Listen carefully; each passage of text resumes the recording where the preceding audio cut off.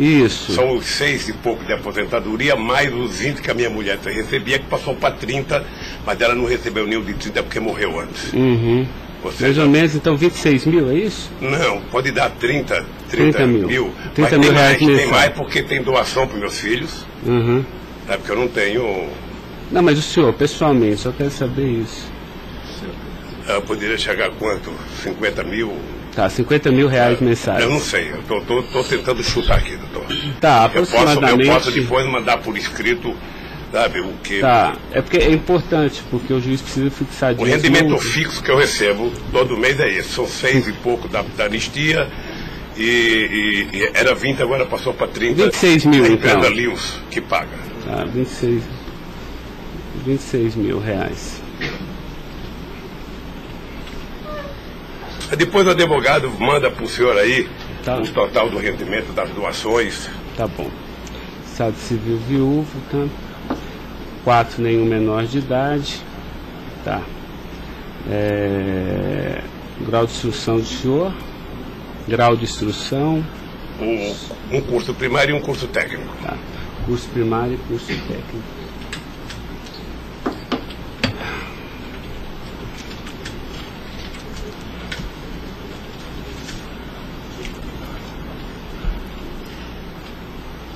Me dê uma caneta aí, Caio, por favor.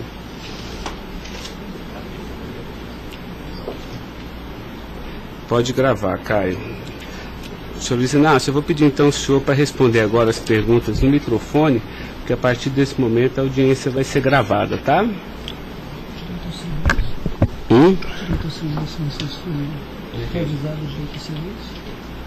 Eu vou avisar ele agora. Vou falar da acusação e vou avisar. Tá? Tá pronto, Caio? Tá. Senhor Luiz Inácio, esse momento é o momento do seu interrogatório, tá?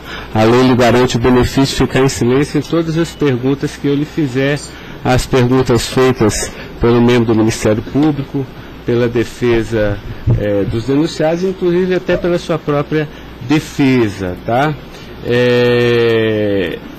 Existem 2 denúncias aqui nessa ação penal, envolvendo Delcídio do Amaral Gomes, André Santos Esteves, Edson de Siqueira Ribeiro Filho, Diogo Ferreira Rodrigues, Luiz Inácio Lula da Silva, o senhor, José Carlos Costa Bunlai e Maurício Barros Bunlai, tá? E em síntese, a denúncia fala da existência de uma organização criminosa, tá?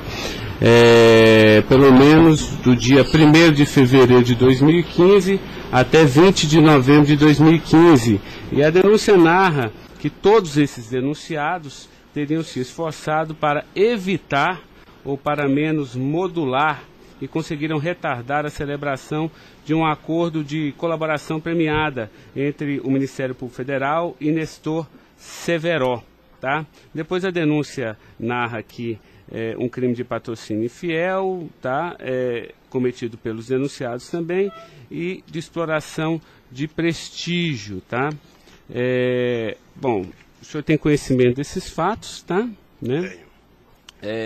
Eu lhe pergunto, esses fatos que são descritos na denúncia são verdadeiros, falsos? Eu queria que o senhor fizesse uma explanação cronológica do que aconteceu envolvendo a sua pessoa. Os dados são falsos.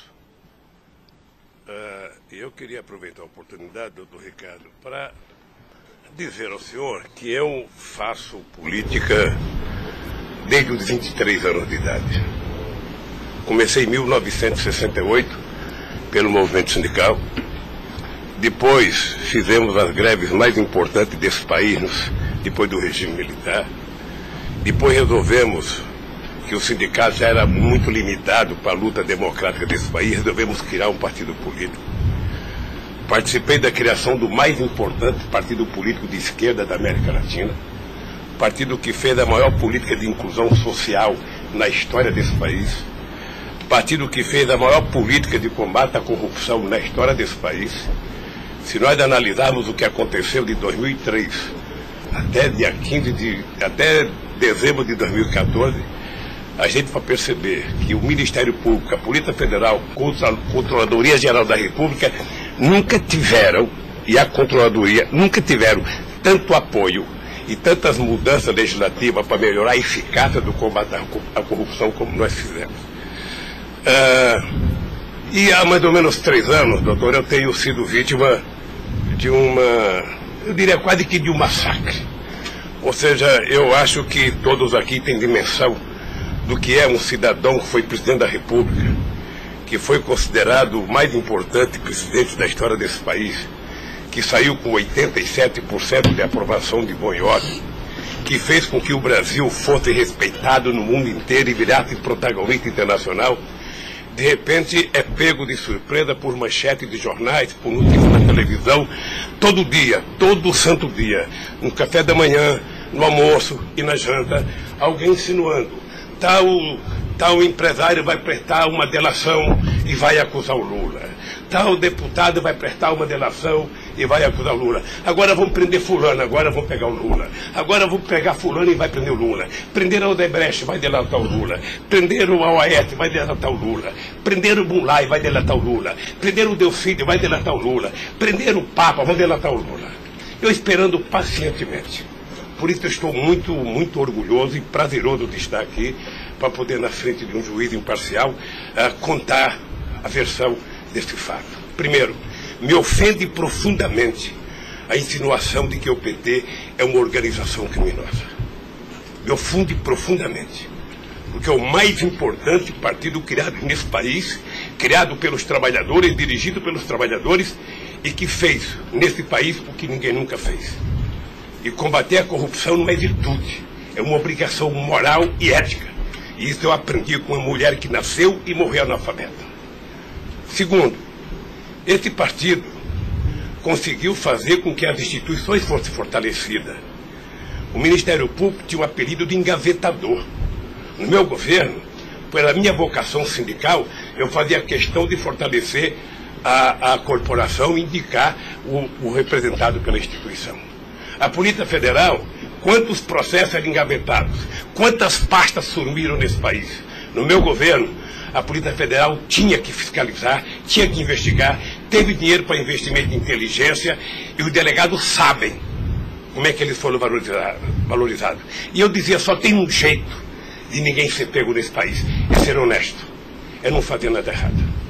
Pois bem, a Controladoria Geral da República não existia. Era uma peça de ficção quando eu cheguei no governo. Eu coloquei primeiro o ministro Valdir Pires, ex-governador da Bahia, depois eu coloquei um juiz, o nosso amigo Jorge Arge, que quem conhece sabe que não brinca em serviço. E ele sabe que a ordem que ele receber é o seguinte, olha, tem que controlar e tem que fazer com que as pessoas saibam que honestidade não é mérito, é obrigação. Pois bem, e agora eu estou nessa... Só sabe o que é levantar todo dia, sabe, achando que a imprensa está na porta de casa porque eu vou ser preso? Ah, porque não sei quem delatou Lula vai ser preso, porque não sei quem delatou Lula vai ser preso. E eu tenho dito, eu duvido, antes, durante e depois, os que estão presos e os que vão ser presos, que tenha um empresário ou um político que tenha coragem de dizer que um dia me deu R$10, ou que tenha coragem de dizer que um dia o Lula pediu 5 centavos para ele. Eu não faço isso porque sou melhor do que os outros, não.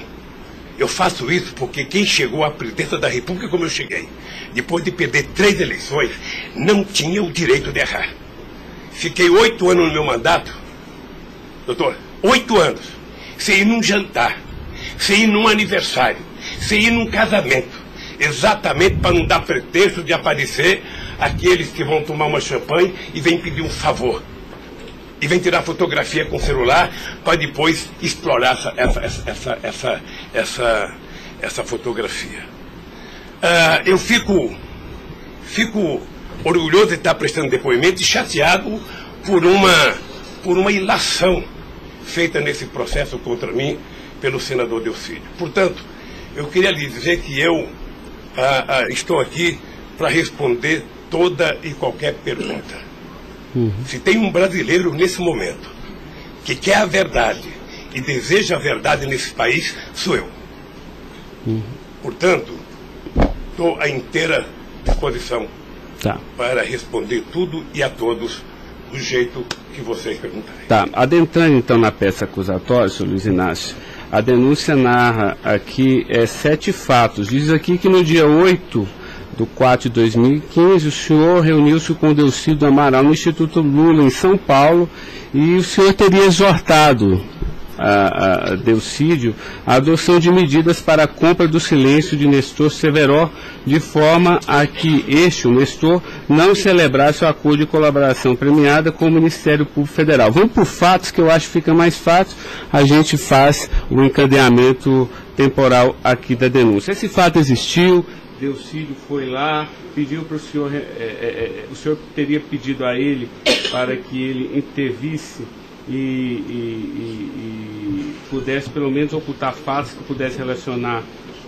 o senhor José Carlos Bunlai, e ele diz mais, diz até que o senhor também teria pedido a ele, porque o senhor também teria envolvimento aqui com negócios escusos na Petrobras. Doutor, só tem um brasileiro que poderia ter medo de um depoimento do Severo, pela relação que tinha com ele, que é o Delcídio.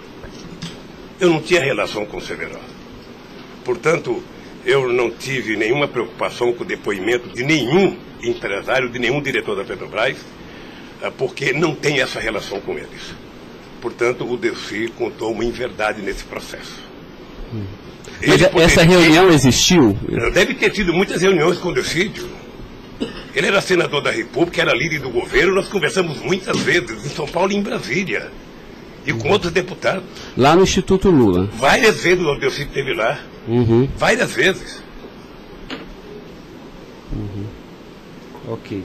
Eu iria perguntar por fatos aqui, mas assim, pelo que o senhor está falando, senhor, ele teve lá, o senhor admite que conversou com ele, mas não houve essa conversa para adoção de medidas, o senhor teria pedido para ele, porque o senhor, José Carlos Bunlai é amigo do senhor. Doutor Ricardo, deixa eu dizer uma coisa. Eu não tenho nenhuma razão para ter qualquer problema com o depoimento do Severo. Mas nenhuma razão. Não o conheço, não tive convivência com ele. Portanto, o depoimento do Severo era um problema para o Delcídio e não para mim, que teve uma convivência com ele ainda no governo anterior, antes do meu governo, quando foi diretor de óleo e gás da Petrobras. Não foi comigo.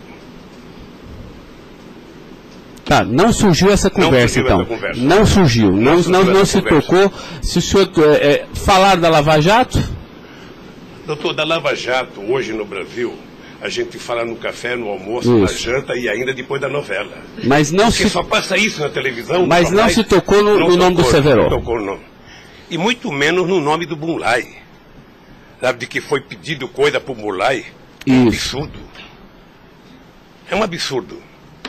Eu não sei o que o Delcídio esperou fazer com isso. Certamente, depois de preso alguns dias, as pessoas começam a encontrar um jeito de sair da cadeia e resolve jogar a culpa em cima dos outros. Como é que o senhor reagiu quando ele foi preso? Eu tive uma reação que eu sei que ele não gostou, quando ele citou que o juiz da primeira corte, do Superior Tribunal, ele tinha conversado com ele. Eu disse, esse cara é um imbecil, sabe? Porque mas nem na morte você citaria se você teve ou não uma conversa com a Suprema Corte sobre um processo. Foi essa reação que eu tive e ele me parece que não gostou da minha reação. Eu fiquei sabendo pela boca de alguns advogados que ele ficou muito chateado porque eu disse que ele era um imbecil. Eu não quis ofendê-lo, apenas achei que a atitude foi equivocada. Tá, eu tenho mais alguns questionamentos, mas depois eu faço na medida que os temas forem agitados aqui pelas partes, tá? O Ministério Público tem perguntas, doutor? Bom dia. Acabei não vendo a sua chegada, mas não revelo. Em nenhuma dessas reuniões o Delcídio comentou sobre o receio que ele teria sobre as delações do Severo? Não, ele não comentou, mas era sabido por todo mundo que acompanha todo esse processo da relação histórica do Delcídio com o Severo. Tem até um livro publicado por uma jornalista da revista Veja que mostra claramente a relação do Delcídio com o Severo. Era muito antiga, sabe? No governo passado, no governo anterior ao meu, porque ele chegou, acho que até a ser ministro interino de Minas e Energia. O senhor acredita que a referência ao seu nome tenha sido útil para o Delcídio conseguir a delação premiada? Olha, por tudo que eu vejo todo dia na imprensa, eu acho que tem alguém instigando a falar meu nome. Eu fico sabendo de notícia, não sei se é verdade, nos blogs, nos colunistas, de que todo dia alguém vai para cá depoimento e fala o nome do Lula, cita o nome do Lula, cita o nome do Lula. Eu canso de ouvir isso todo santo dia, sabe? É bem possível que eu vi uma entrevista dele na Globo News que parecia que tinha recebido o prêmio Nobel da delação, a disfarçatez, sabe? Como ele estava se desenvolvendo, eu fui no Roda Viva. Ou seja, depois que fazem a bobagem que fez, se é que fez, ele teria que jogar nas costas de alguém. Primeiro, sabe, a minha relação com o Delcídio era uma relação institucional. E ele sabe disso. Voltando um pouco, o senhor poderia explicar a sua relação com o Bunlai? Veja, eu conheci o Bunlai na campanha de 2000. O PT governava o estado do Mato Grosso do Sul. E eu precisava fazer uma gravação para um programa de televisão da campanha para falar com o setor do agronegócio. E aí o governador do PT disse que tinha um amigo lá e me levou na fazenda dele, me parece que em Miranda. E eu fui nessa fazenda, uma boa fazenda. Até depois eu fui pescar nessa fazenda, fiquei 4 dias no Rio Miranda, não peguei nenhum peixe. Mas gravei um programa, foi um programa de sucesso. Depois eu ganhei as eleições e depois estabeleci uma relação com o Zé Carlos Bunlai. Qual o conhecimento ou participação que o senhor teve na questão do empréstimo do Banco Chain ao PT que teria sido feito com a intermediação do Bunlai? Eu não, já disse isso, eu não tenho nenhum... Fiquei sabendo de que o Bunlai tinha feito o empréstimo pela imprensa. O senhor teve conhecimento de que para quitar esse empréstimo, houve a contratação pela Petrobras, da empresa Chain Engenharia, na questão Fiquei sabendo também pela imprensa, e me parece que numa pergunta que o Ministério Público já me fez. Após esses fatos, sobre a saída do Cerveró do posto da diretoria da Petrobras, há uma informação na denúncia relativa a divisões de indicações por partido de diretorias na Petrobras. Diretoria de abastecimento seria normalmente indicada pelo PP, diretoria de serviços pelo PT, diretoria nacional pelo PMDB. O senhor tem conhecimento disso? Veja, deixa, doutor Ivan, dizer uma coisa que me parece que está virando costumeiro isso no depoimento, que é a falta de compreensão do que significa um governo de coalizão em qualquer parte do mundo. E parece que tem pessoas com dificuldade de compreender isso. Aliás, no depoimento do presidente Fernando Henrique Cardoso, ele foi muito bem ao explicar o que é um governo de coalizão. Quando você ganha uma eleição, um regime presidencialista de coalizão, você tem que montar o governo. Você precisa construir uma maioria no Congresso Nacional para você poder montar o governo. E você não monta a maioria com quem você quer. Porque se você pudesse, você pegaria só suplente que não foi eleito. Mas como o suplente não vota, você tem que fazer o acordo com quem é eleito, com quem tem mandato. E obviamente que você pode fazer um acordo programático, e nesse acordo programático você pode fazer um acordo de participação no governo. Então os partidos que compõem a base do governo participam do governo, indicam ministros, indicam cargos. Todas as pessoas indicadas são pessoas com mais de 30 anos da Petrobras.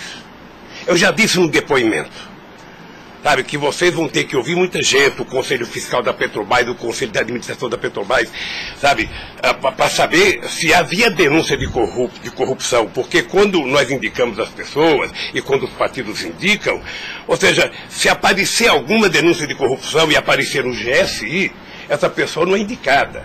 Porque qual é o critério? O partido tem um ministro, o partido tem uma bancada. Essa bancada conversa com o ministro.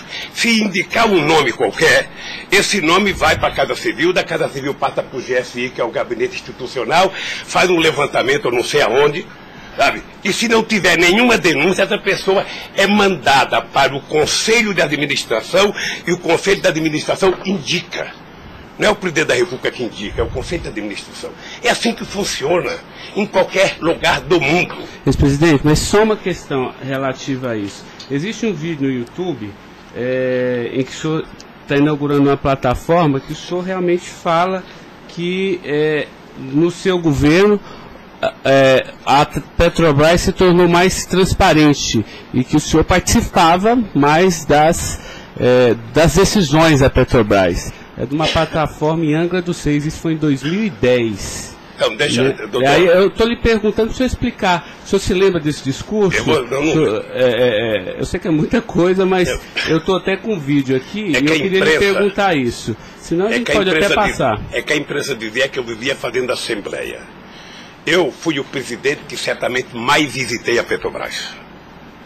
Eu fui o presidente que decidi no governo e com a Petrobras de que era importante que a gente recuperasse o poder de construção de plataforma da Petrobras para a gente não importar da Coreia ou da China, que era preciso criar uma indústria petrolífera forte no Brasil.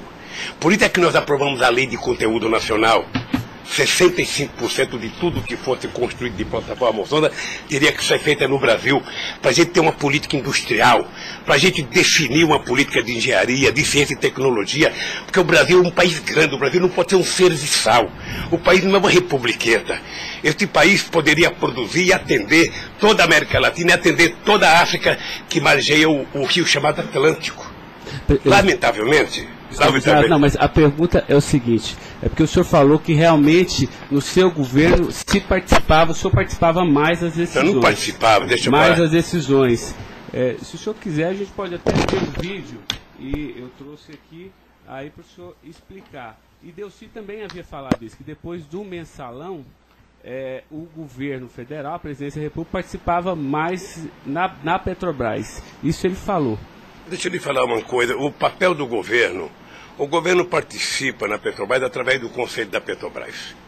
O Conselho da Petrobras tem vários ministros, tinha ministra de Minas e Energia. Tá? Eu, durante todo o tempo da Petrobras, eu só participei de uma reunião de definição da política estratégica da Petrobras. A discussão de investimento para os próximos 20 anos. Se a gente ia recuperar a indústria naval, se a gente ia recuperar a indústria de sonda, de plataforma, se a gente ia discutir, sabe, exportar, se a gente ia fazer a lei de partilha, se a gente ia fazer com que o petróleo voltasse a ser do povo brasileiro, como nós conseguimos fazer. Nessas decisões estratégicas eu participei de uma reunião. Tá, mas de cargo então não. De cargo não. Porque tem o Fernando Soares que fala que o senhor realmente definia também essas questões. Não definia cargo. Quando havia briga no PMDB, ou não. Quem decidia, se não se decidir, era o senhor que realmente... Deixa eu dizer uma coisa para o senhor. O presidente não indica cargo na Petrobras. O presidente recomenda ao Conselho da Petrobras a indicação de tal pessoa indicada por tal partido político a partir da capacidade técnica das pessoas. É assim que funcionava no governo anterior, é assim que funcionava certamente no governo militar, é assim que deve funcionar hoje. É assim que deve funcionar hoje. Porque a Petrobras é uma empresa de engenharia muito poderosa e você não pode ficar colocando gente que não tem expertise para fazer determinadas coisas. Tá.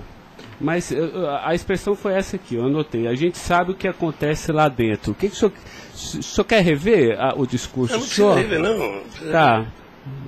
Assim, porque isso me chamou a atenção. A gente sabe, quer dizer, antigamente era uma caixa preta, foi esse o contexto.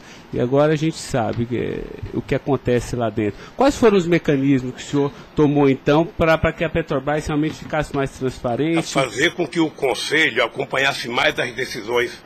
Porque como a Petrobras é muito grande, entre uma decisão do Conselho da Petrobras, uma aprovação da diretoria e os acontecimentos nas engenharias da Petrobras, são milhares de pessoas que participam daquilo. É por isso que um dia um presidente chegou a falar que ele é uma caixa preta que ninguém sabe. Então vamos tentar saber, sabe? Fazendo com que as coisas funcionem mais democraticamente. Por exemplo, quando nós descobrimos o pré-sal, nós tivemos uma decisão estratégica do que fazer com o petróleo. O petróleo não é das empresas estrangeiras que vêm aqui comprar gás e óleo, não. O petróleo é nosso. Então eles vão ter que pagar para o governo. É por isso que nós aprovamos 75% do ROT para a educação. É por isso que nós aprovamos a partilha, que é o que incomodou muita gente no mundo, o que incomodou as grandes petroleiras. É esse país que tinha complexo de vira-lata, virar dono do seu nariz. Okay. Eu sei que se incomodou muita gente. Incomodou muita gente no mundo inteiro. Sabe, e agora eles estão tentando desmontar. Porque um país que não se respeita, um país que não tem soberania, um país que não tem empresas de porte extraordinário como a Petrobras e vende tudo, sabe, sinceramente, não é um país. Ok. Doutor Ivan, só porque o senhor tocou no tema, eu quis aproveitar, tá? Mas pode continuar, pode prosseguir. A pergunta é relativa à diretoria internacional, que ela foi ocupada pelo Cerveró e depois pelo Zelada. Ambos foram indicações do PMDB ou o Cerveró foi indicação do PT e o Zelada... Não, eu já tive a oportunidade de dizer isso. Isso foi indicação do PMDB. Ambos? Não sei se de todo o PMDB ou da bancada do PMDB de Minas Gerais, que foi indicado o Zelada para diretor internacional da Petrobras. O critério é o mesmo. O Zelada foi indicado, passa na Casa Civil, passa no GSI e é mandado ao Conselho da Petrobras, que decide. Não, perfeito. Mas e o Cerveró? Ele tinha sido indicado anteriormente pelo PT ou pelo PMDB? Pelo PMDB pelo também. PMDB. Eu acho, eu falo quase com certeza absoluta pelo PMDB. É o que diz a... Eu falo quase que com certeza absoluta. A pergunta é o seguinte, com a troca pelo Zelada, a saída do Cerveró desse posto de diretoria, ele acabou sendo indicado para a BR Distribuidora. No próprio depoimento do Cerveró, ele afirma que isso teria sido como um reconhecimento pelo papel que ele prestou no auxílio da contratação da Chain pela Petrobras, na questão do navio sonda. Me parece que ele não diz isso exatamente. Me parece que ele utiliza a palavra acha que foi isso. É diferente de dizer que ele disse. Ou seja, ele acha que foi isso. Deixa eu lhe falar uma coisa. Eu não conheço o Cerveró. Conheço agora que ele ficou famoso. Tá? Quando eu vi o Cerveró, eu vi a en passant em reuniões coletivas. Portanto, eu não tinha nenhum interesse de tirá-lo e nenhum interesse de colocá-lo. Nenhum interesse. Para mim, se uma força política que compunha o governo indicasse ele ou outra pessoa e tecnicamente ele fosse reconhecido pelo conselho da empresa que o indicou, para mim estava perfeito. E veja, durante todo esse período não houve uma única denúncia contra nenhum deles. A denúncia começou a acontecer porque o juiz Moro começou a fazer escuta durante 8 anos num bandido chamado Rousseff, e aí então, em 8 anos dá para pegar alguma coisa. Pegou esse negócio. O senhor tem conhecimento de quem teria feito a indicação do nome do Cerveró para a BR Distribuidora?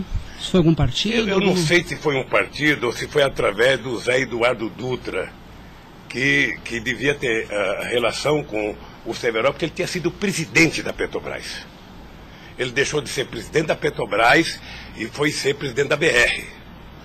E ele pode ter chamado o Cerveró, ou o mesmo partido que tinha indicado o Cerveró e depois tirou o Cerveró pode ter pedido para ele ir para lá. Eu suponho que seja isso. Ok. O senhor conversava com certa frequência com o Bulay por telefone, dentro dessa relação de amizade? Não era meu amigo. Conversava com ele. Com que frequência o senhor... Não sei, querido. Sabe, ultimamente o Bulay andava com doença nos olhos, achando que ia ficar cego, estava passando muito tempo em Miami para se tratar, depois estava se tratando de um câncer. Sabe, eu sei que ele não andava bem nos últimos tempos, com problema de doença. Porque a denúncia cita algumas ligações de um telefone que pertenceria ao Instituto Lula. O senhor utilizava esse telefone do Instituto Lula para conversar com o Bulay também, ou normalmente só no seu celular? Mas qual é o crime do Bulay ligar para mim? Não, eu estou tentando esclarecer os fatos, presidente. Eu conversava com o Bulay, tinha um profundo respeito pelo Bulay, um profundo respeito. O Bulay sabe perfeitamente bem que a relação que ele tinha comigo não permitia que discutisse qualquer negócio, porque eu não levo para casa ninguém para discutir negócio. O negócio eu discutia no palácio. Mas o senhor sabe se ele utilizava o nome do senhor? Porque o Salim Chain e o Fernando Chain confirmam que José Carlos Mulay disse que Luiz Inácio Lula da Silva interveio na contratação da Chain pela Petrobras. Está descrito na peça do Ministério Público. Doutor, se o senhor soubesse quanta gente usa o meu nome em vão, de vez em quando eu fico pensando para as pessoas lerem a Bíblia, para não usar tanto meu nome. Não. Tem gente que faz campanha financeira em meu nome, tem gente que é candidato em meu nome, tem gente que faz panfleto dizendo que eu estou apoiando, tem gente que coloca a fotografia minha dizendo que eu estou apoiando ele, sabe? Não tem como fazer isso. Se alguém falou, sabe? Se alguém falou, somente o Zé Carlos Bunlai pode provar isso, ou o Chaim na frente dele. Eu duvido que o Zé Carlos Bunlai, ou algum outro empresário, ou algum desses que já prestaram depoimento, diga que um dia eu chamei ele para conversar sobre tal coisa, sobre qualquer coisa. Sabe por quê, doutor? Porque eu tinha noção de que o único jeito de eu governar esse país dignamente era não permitir qualquer promiscuidade na minha relação com os agentes empresariais ou os agentes políticos. A afirmação seria que o senhor estaria abençoando o negócio da Chaim pela Petrobras. O senhor não... Nem abençoando, nem amaldiçoando, porque eu não sabia. Sem mais perguntas, excelência. A defesa, então, a sua defesa vai ser a última a perguntar. A defesa de Delcídio Amaral.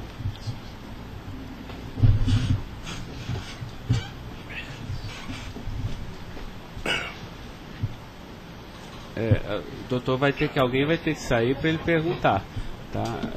Da mesa para que...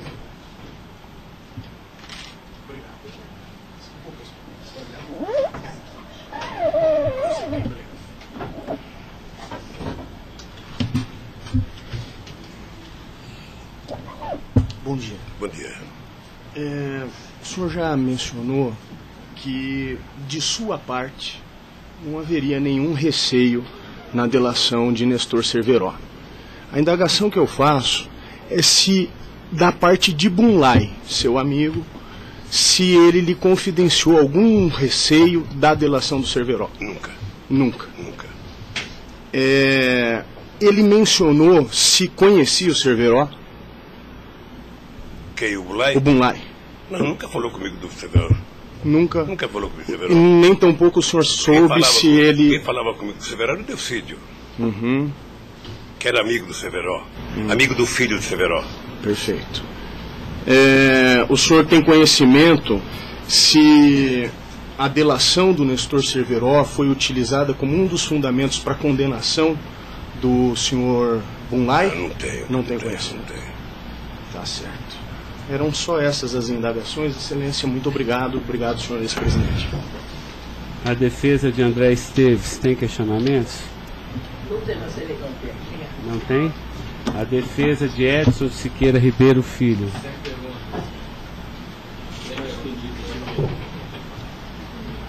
A defesa de Diogo Ferreira Rodrigues.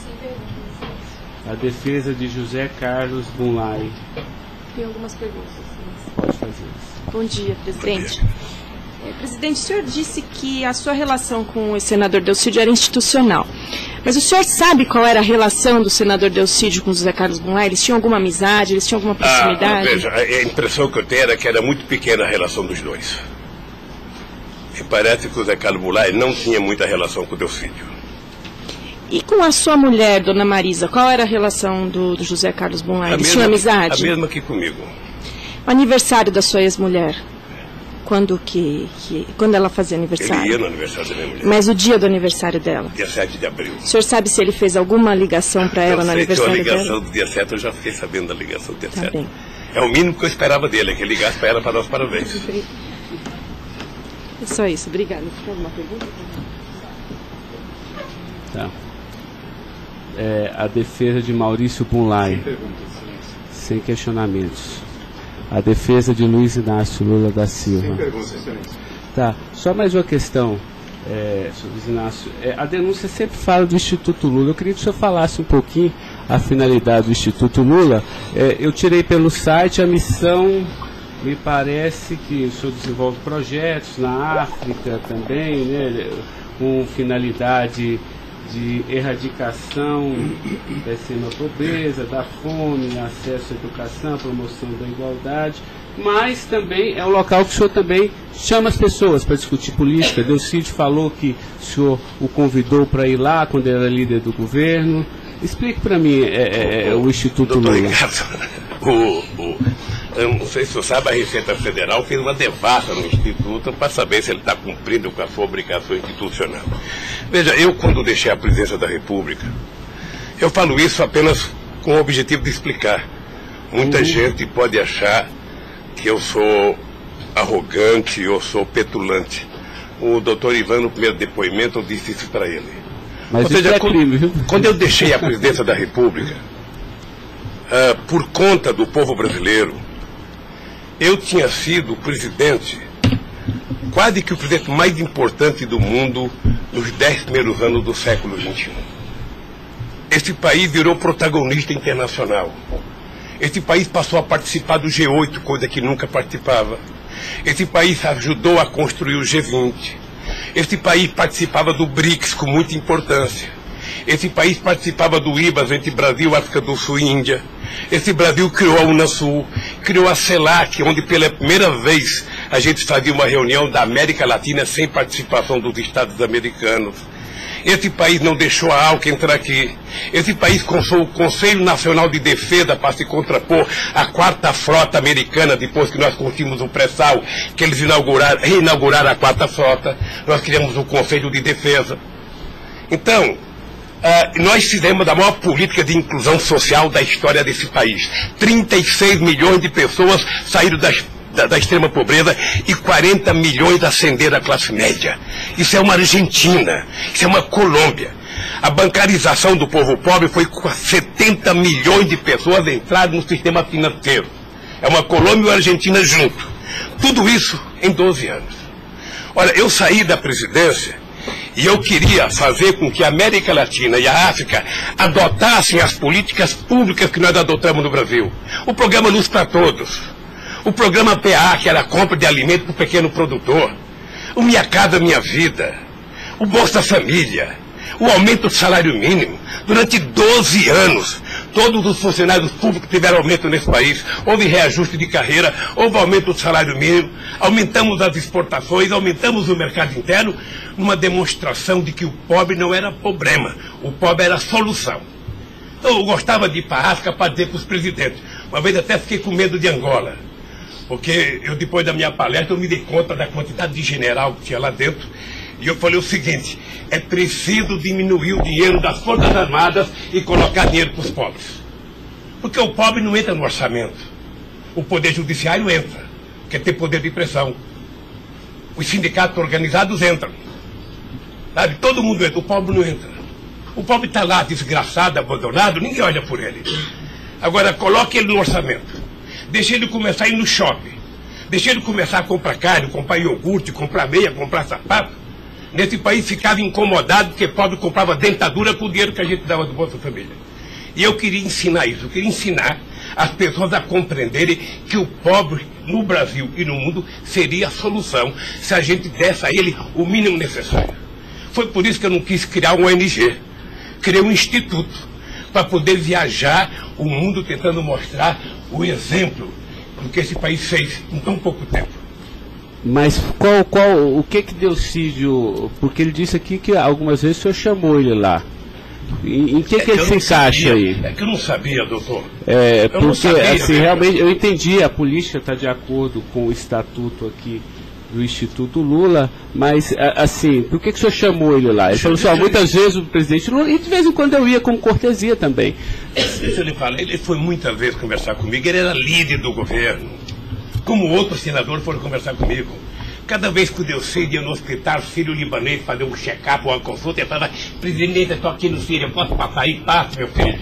Mas o senhor não tratava dessas questões do Instituto? Discutia desde Flamengo, a Vasco da Gama, Corinthians, Palmeiras, porque quando duas pessoas se encontram, conversa-se tudo. Mas não era política institucional do Instituto, isso que eu estou perguntando. Não era política institucional do Instituto, é que eu talvez tenha cometido erro, sabe, que eu deveria ter alugado uma sede do lado.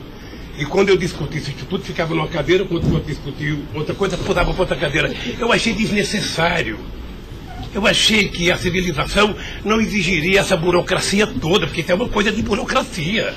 Eu sou o mesmo ser humano, eu sou o presidente de honra do PT, eu sou ex-presidente da República, eu era presidente de honra do Instituto. Eu não decidi as coisas pelo Instituto. O Instituto tem uma diretoria. Eu apenas estava lá, eu era a figurinha carimbada do Instituto. Era para ele fazer merchandising. Aqui o Lula. Vai conversar com o Bill Clinton, fala com o Lula. Vai conversar com o Tony Blair, fala com o Lula. Vai conversar com o Chirac, fala com o Lula. Vai conversar com o Angela Merkel, fala com o Lula.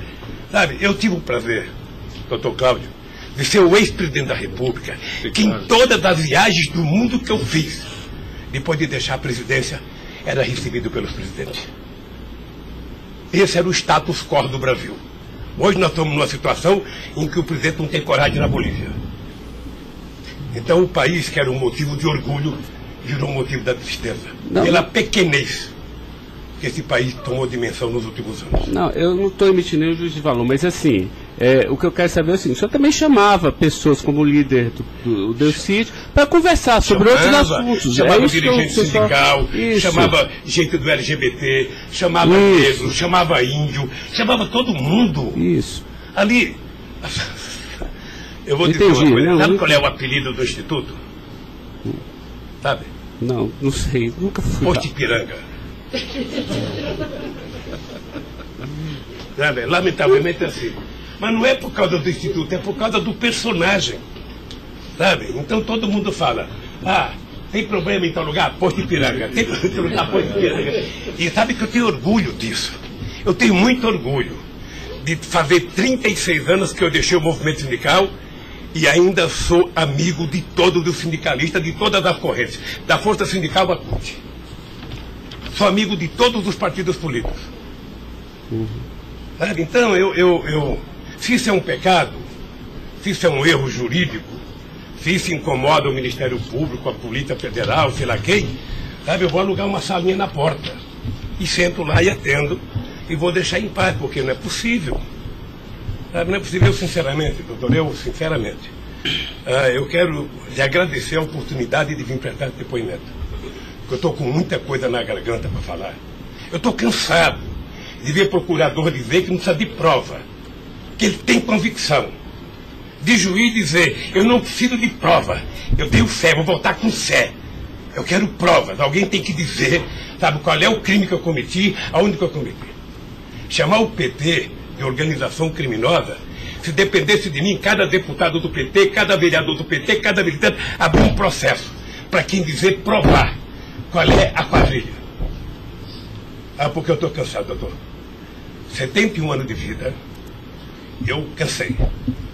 Cansei de ver as instituições que eu ajudei a criar desde a Constituinte, para valorizá-las, desprestigiadas por comportamento pessoal. Gente que adora, gente que não pode abrir a geladeira, que vê uma luz e já começa a dar declaração. Gente que liga o barbeador, começa a falar achando que é o microfone do rádio. Eu cansei disso. Eu sempre valorizei o Ministério Público. Eu sempre valorizei a Polícia Federal. E sempre valorizei o Poder Judiciário. Os ministros podem lhe dizer. Eu indiquei quase todos. Nunca pedi para eles um favor pessoal. E não peço. Porque a instituição tem que ser forte, não para me ajudar, para garantir a democracia desse país. Lamentavelmente, tem pessoas que não pensam assim. Eu, quando vejo um jovem procurador ir para a televisão falar 1h30 e depois dizer: não me peçam provas, eu tenho convicção, não dá, doutor. Não dá para aceitar isso como uma coisa séria nesse país que está jogando a cada vez mais a oportunidade de se transformar num país grande. Nós quase chegamos a ser a 5ª economia mundial. Quase chegamos. Por mediocridade não chegamos. Então eu lamento profundamente. Eu gostaria que meu depoimento fosse tudo numa semana só. Para mim poder desvendar os mistérios todos. E acabar com essa hipocrisia. Fulano vai prestar depoimento, fulano vai delatar, fulano vai não ter das contas, fulano, e o Lula vai ser citado. Quem sabe está na hora de chamar o dono da Globo, da Record, da Bandeirantes para prestar depoimento para ver se eles me delatam. Porque o que eles dizem que vão me delatar, eu duvido que tenham coragem de me delatar, porque não tem nenhuma prova e nunca conversaram comigo sobre qualquer crime. Doutor, eu aprendi a andar de cabeça erguida. E sabe que custa muito. Para quem nasce na elite, não precisa nada. Mas para quem vem lá de baixo, sabe, não deixar ninguém colocar cangaia no seu pescoço, não é fácil. Esse dia eu sei de uma história, de um depoimento, de um processo que eu abri contra uma jornalista, até vou contar isso que ninguém sabe aqui. E eu acusei uma jornalista que falou em qualquer país democrático do mundo, ela seria presa, porque ela falou de um presidente da República. E ela foi prestar julgamento. E a advogada, acho que a nossa advogada, me chamou de doutor. Aí o juiz começou a rir. Ah, mas ele não é doutor? Ele não é doutor? Como é que você chama ele de doutor? Não, estou chamando dele de doutor porque ele tem vários diplomas de doutor honoris causa. O juiz deu uma gargalhada e pouco tempo depois inocentou a jornalista. Eu vou recorrer até a Suprema Corte. Aos 71 anos eu não sei quanto tempo de vida que eu tenho, mas eu tenho fé em Deus de ver essa jornalista ser julgada. Porque, em nome da liberdade de imprensa, ninguém pode avacalhar a vida dos outros. Ninguém pode. E o que eu estou vendo nesse processo? Tem gente que acha que eu sou contra a Lava Jato. Pelo contrário, eu quero que a Lava Jato vá a fundo para ver se acaba com corrupção. O que eu sou contra é tentar criminalizar a pessoa pela imprensa e não pelos autos do processo. O que eu sou contra é execrar, é condenar.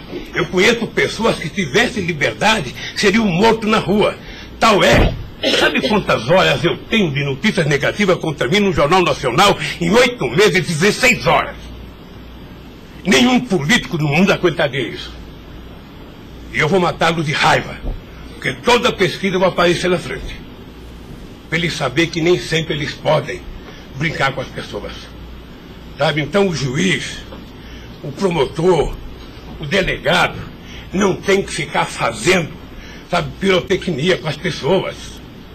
A primeira apura, investigue e condene. Quando condenar, bote na cadeia. E acabou.